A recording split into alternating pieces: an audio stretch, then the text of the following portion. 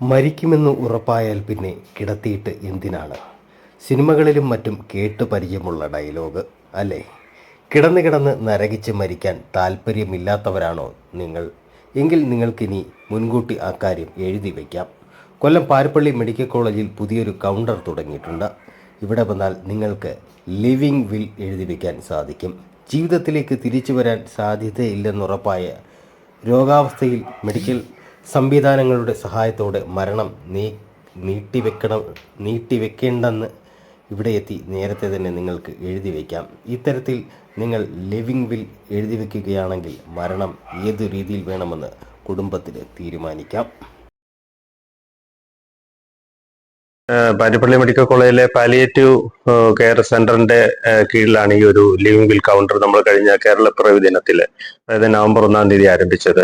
അതായത് ഒരു മരണാസന്നനായിട്ടുള്ള ഒരു വ്യക്തി, അതായത് ഒരു സ്വന്തമായിട്ടൊരു തീരുമാനം എടുക്കാൻ കഴിവില്ലാത്ത ഒരു അവസ്ഥയിൽ എത്തുമ്പോൾ ആ സമയത്ത് അദ്ദേഹത്തിന്റെ ചികിത്സ എങ്ങനെയായിരിക്കണം, അദ്ദേഹത്തിന് എന്തെങ്കിലും തരത്തിലുള്ള ആർട്ടിഫിഷ്യൽ വെന്റിലേഷൻ ഉൾപ്പെടെയുള്ള കൃത്രിമമായിട്ടുള്ള ജീവൻ രക്ഷാ ഉപകരണങ്ങൾ ഉപയോഗിച്ചുകൊണ്ടുള്ള ചികിത്സ വേണമോ അല്ലെങ്കിൽ അത് വേണ്ട തുടങ്ങിയ തീരുമാനങ്ങൾ എടുക്കാനായിട്ട് നേരത്തെ തന്നെ മുൻകൂട്ടി രേഖപ്പെടുത്തുന്ന ഒരു ഡോക്യുമെന്റ് ആണ് ഈ ലിവിംഗ് വിൽ എന്നുള്ളത്.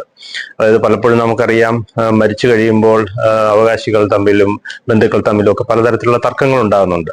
അപ്പോൾ നേരത്തെ തന്നെ ഇത് രേഖപ്പെടുത്തി വെക്കുകയാണെങ്കിൽ പിന്നെ ആ സമയത്തെ മരണാസന്നനായിരിക്കുന്ന സമയത്തെ ചികിത്സ എങ്ങനെയായിരിക്കണം, മരണശേഷം ഈ വ്യക്തിയുടെ മൃതദേഹം ഏത് രീതിയിൽ, ഇനിയിപ്പോ ചിലർക്ക് പിന്നെ അനട്ടമി ഡിപ്പാർട്ട്മെന്റിൽ കൊടുക്കണമെന്ന് താല്പര്യം ഉണ്ടായിരിക്കും. അപ്പോൾ അത് എങ്ങനെയാണ് കൈകാര്യം ചെയ്യേണ്ടത്, ഏതെങ്കിലും കണ്ണുകൾ ദാനം ചെയ്യണമെങ്കിൽ അങ്ങനെയുള്ള കാര്യങ്ങൾ, ഇതെല്ലാം തന്നെ നേരത്തെ രേഖപ്പെടുത്തുകയും ഇക്കാര്യത്തിലൊരു വ്യക്തത വരുത്തുകയും ചെയ്യുന്ന രേഖയാണ് ഈ ലിവിംഗ് വിൽ എന്നുള്ളത്. അതെങ്ങനെയാണ് സാർ ചെയ്യാനുള്ളത്?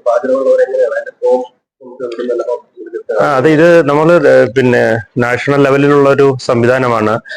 ഇതുവരെ ഇതിന് വേണ്ട തരത്തിലുള്ള പ്രചാരം കിട്ടിയിട്ടില്ല എന്നുള്ളതാണ് വാസ്തവം. 2023 തന്നെ സുപ്രീം കോടതി ഇത് സംബന്ധിച്ചിട്ടുള്ള കൃത്യമായിട്ടുള്ള മാർഗനിർദ്ദേശങ്ങൾ പുറപ്പെടുവിച്ചിട്ടുണ്ട്. രേഖകൾ ഇവിടെ ലഭ്യമാണ്. അത് നമുക്ക് ഡൗൺലോഡ് ചെയ്യാനും പറ്റും, സൈറ്റിൽ നിന്നൊക്കെ ഡൗൺലോഡ് ചെയ്യാൻ പറ്റും.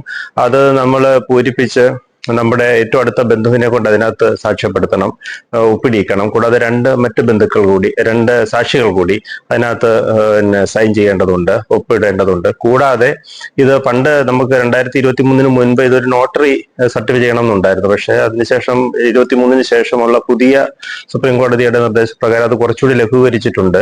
ഒരു ഗസറ്റഡ് ഓഫീസർ സാക്ഷ്യപ്പെടുത്താൽ മതി എന്നുള്ളതാണ്. ഇതിന്റെ മറ്റ് ഒഫീഷ്യലായിട്ടുള്ള കാര്യങ്ങളെല്ലാം വളരെ സിമ്പിൾ ആണ്. പക്ഷെ അത് കൃത്യമായിട്ട് നമ്മൾ ആലോചിച്ച് തന്നെ ചെയ്യണം. ഇനി ഒരു പക്ഷേ ഇത് നൽകിയതിനു ശേഷം ഇയാളിന് തോന്നുന്നു അതല്ല, എനിക്ക് ആ സമയത്ത് എന്നെ വെന്റിലേറ്ററിൽ കിടത്തണമെന്ന് തോന്നുകയാണെങ്കിൽ അത് റിവോക്ക് ചെയ്യാനുള്ള അവകാശവുമുണ്ട്. അത് വേണമെങ്കിൽ മാറ്റുകയും ചെയ്യാം. ഇത് ഈ കൃത്യമായിട്ടുള്ള ഈ ഡോക്യുമെന്റ് നമ്മൾ നമ്മുടെ കയ്യിലൊരെണ്ണം സൂക്ഷിക്കുക, നമ്മുടെ വീട്ടില്. കൂടാതെ നമ്മുടെ ലോക്കൽ ബോഡി, പഞ്ചായത്തിലോ മുനിസിപ്പാലിറ്റിയിലോ കോർപ്പറേഷനിലോ ഏൽപ്പിക്കുക, നമ്മുടെ ഫാമിലി ഫിസിഷ്യനെ ഒരു കോപ്പി ഏൽപ്പിക്കുക. ഇങ്ങനെയാണ് ഇതിന്റെ ഒരു ഉറപ്പ് വരുത്തേണ്ടത്. ഇതുകൊണ്ട് ശരിക്കും നമുക്ക് പൊതുജനങ്ങൾക്ക് എന്താണ് ഇതുകൊണ്ട് അവർക്കുള്ള ഒരു ഗുണം എന്താണ്? ഇതുകൊണ്ട് അല്ല, ഇപ്പോ നമുക്ക് ഈ ആളുകളുടെ പഴയ കൺസെപ്റ്റ് ഒക്കെ മാറിയിട്ടുണ്ട്. ഇപ്പൊ മൃതദേഹം ദാനം ചെയ്യാനൊക്കെ ഒത്തിരി ആൾക്കാർ മുൻപോട്ട് വരുന്നുണ്ട്. അപ്പൊ പക്ഷെ അവർക്ക് അതിന്റെ കാര്യങ്ങൾ എങ്ങനെയാണെന്ന് അറിയില്ല.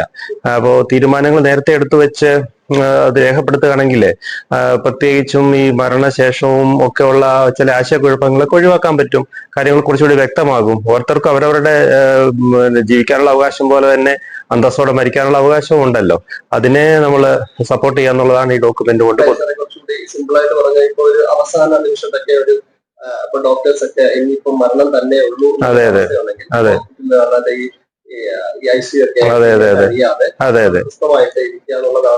അതാണ് അതിന്റെ ഒരു ഉദ്ദേശം. പലരും ചോദിക്കാറുണ്ട്, ഞങ്ങളുടെ അച്ഛനെ അല്ലെങ്കിൽ അമ്മയെ വീട്ടിൽ കൊണ്ടുപോയിക്കോട്ടെ, അവൾ വീട്ടിൽ കിടന്ന് മരിക്കാനാണ് അദ്ദേഹത്തിന് താല്പര്യം, ഇങ്ങനെ കിടത്തിയതുകൊണ്ട് വല്ല പ്രയോജനം ഉണ്ടാവുകയും ചോദിക്കുമ്പോൾ നമുക്കൊരു കൃത്യമായ മറുപടി പലപ്പോഴും പറയാൻ പറ്റാറില്ല. നേരെ മറിച്ച് തിരിച്ച് ജീവൻ കിട്ടാത്ത ഒരു സാഹചര്യത്തിൽ എത്തുകയും അപ്പൊ അർത്ഥശൂന്യമായിട്ടുള്ള ജീവൻ വെറുതെ നിലനിർത്തുന്ന ഒരു ചികിത്സ കൊണ്ട് യാതൊരു പ്രയോജനമില്ലാത്തൊരു അവസ്ഥ ഉണ്ടാവുകയാണെങ്കിൽ ഇന്ന രീതിയിൽ മതി എന്റെ ചികിത്സ എന്ന് നേരത്തെ രേഖപ്പെടുത്തിയാൽ ഒത്തിരി ആശയക്കുഴപ്പങ്ങൾ ഒഴിവാക്കാൻ സാധിക്കും വ്യക്തികൾ തന്നെ ഇതിനൊരു ക്ലാരിറ്റി എന്നുള്ളതാണ്. അതെ, ഒരു സാധാരണക്കാർക്ക് തോന്നുന്ന ഒരു സംശയം അങ്ങനെ വരുമ്പോൾ കൃത്യമായ ചികിത്സ ഇപ്പൊ സീരിയസ് ആയിട്ടുള്ള സിറ്റുവേഷനിലോ അല്ലെങ്കിൽ സിവിയർ ആയിട്ടുള്ള ഒരു സിറ്റുവേഷനിലൊക്കെ കൃത്യമായ ചികിത്സ കിട്ടാതാകുമോ എന്നൊരു സംശയം ഉണ്ടാവും. ഒരിക്കലും വരികയില്ല. അതായത് ഇപ്പൊ നമ്മൾ തിരിച്ചു വരാൻ പറ്റാത്ത സാഹചര്യങ്ങൾ മനുഷ്യർക്ക് ഉണ്ടാകുന്നുണ്ട്. കോമ സ്റ്റേജിലൊക്കെ മാസങ്ങളോളം കിടക്കുക, വർഷങ്ങളോളം കിടക്കുക എന്നൊക്കെ വളരെ ദയനീയമായ അവസ്ഥയുണ്ട്. അപ്പൊ തിരികെ ഒരു ജീവിതം ഇല്ല അവർക്ക്. അത് വൈദ്യശാസ്ത്രത്തിന് തന്നെ അത് സാക്ഷ്യപ്പെടുത്താൻ പറ്റുന്നതാണ്. നേരെ മറിച്ച് ഏതെങ്കിലും രീതിയിൽ ഇദ്ദേഹത്തിന്റെ ജീവിതം ഈ ഒരു ആർട്ടിഫിഷ്യൽ ചികിത്സയിലൂടെ കൊണ്ടുവരാമെന്നുണ്ടെങ്കിൽ അത് ഈ ഡോക്ടർക്കും ബന്ധുക്കളൊക്കെ ആയിട്ട് ആലോചിച്ചിട്ട് ലീവില്യനം ഉണ്ടെങ്കിൽ പോലും നമുക്കത് മാറ്റം വരുത്താവുന്നതാണ്. രോഗിയുടെ സൗഖ്യമാണ് നമ്മുടെ അന്തിമമായിട്ടുള്ള ലക്ഷ്യം. അതിനകത്ത് യാതൊരു തരത്തിലുള്ള വീഴ്ചയും ഉണ്ടാകത്തില്ല. അദ്ദേഹത്തിന്റെ ആഗ്രഹങ്ങൾ കൂടി നമ്മൾ കണക്കിലെടുക്കുക. അതാണ് അതിന്റെ ഉദ്ദേശം.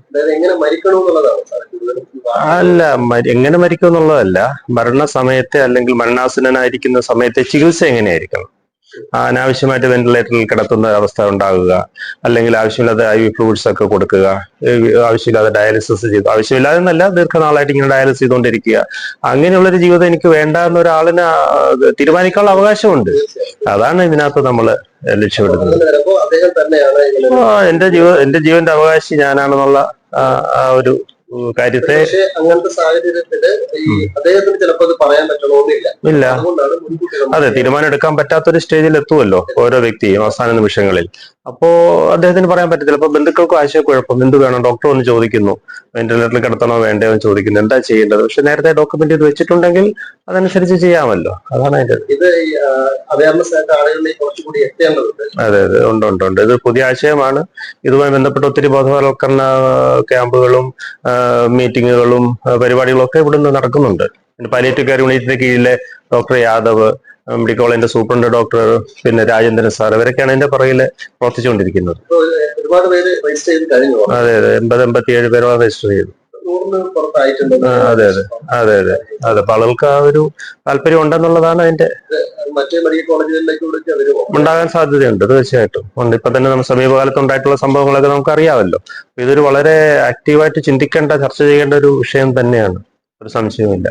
പക്ഷെ വളരെ ശ്രദ്ധയോടുകൂടി ചെയ്യുകയും വേണം.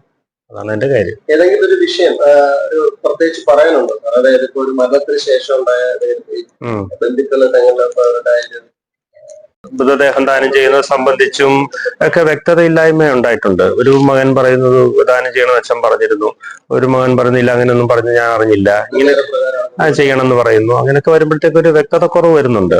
അതെല്ലാം ഒഴിവാക്കാൻ ഈ ഒരു ഇപ്പൊ നമ്മൾ വില്ലെഴുതി വെക്കുന്ന എന്തിനാണ്? കാര്യങ്ങൾക്കെല്ലാം ഒരു ക്ലാരിറ്റിക്ക് വേണ്ടിയല്ലേ. എന്റെ വസ്തുക്കളൊക്കെ ഇങ്ങനെ ആയിരിക്കണം എന്ന് പറഞ്ഞതുപോലെ ആണ് ഇതും ചെയ്യുന്നത്. ഒരു തുറന്ന സമീപനമാണ് ഇക്കാര്യത്തിൽ വേണ്ടത്.